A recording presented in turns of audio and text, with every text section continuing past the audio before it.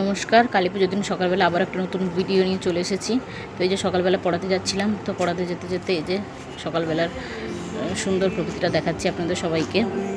তো এই যে আমাদের বাড়ির সামনে রাস্তার উপরে প্যান্ডেল হয়ে গেছে। এই যে আরও একটা প্যান্ডেল হয়েছে, মানে রাস্তার উপরে দুটো প্যান্ডেল হয়েছে সদর রাস্তায় আর কি। তো এই যে দুটো প্যান্ডেল, ওখানে মাও চলে এসেছেন, খুব সুন্দর হয়েছে মায়ের মূর্তি। তো তারপরে পড়িয়ে আমার ভাইকে নিয়ে গেছিলাম আমাদের পাড়ার এখানটায়, একটু দূরে, একটু যেতে হবে 5 মিনিট মতো। তো ওখানে আঁকা প্রতিযোগিতা হচ্ছিল।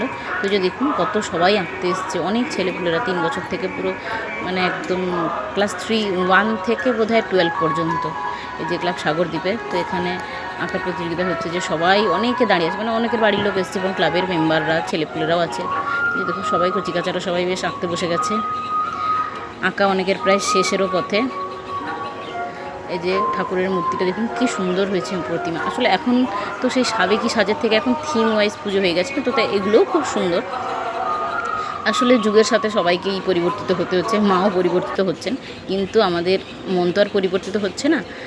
এই যে আমাদের পাড়ার সামনের প্যান্ডেলটা, ওখানেও ঠাকুর চলে এসেছে। এই যে কি সুন্দর মায়ের মূর্তি। তো এই দেখে বাড়ি চলে এলাম।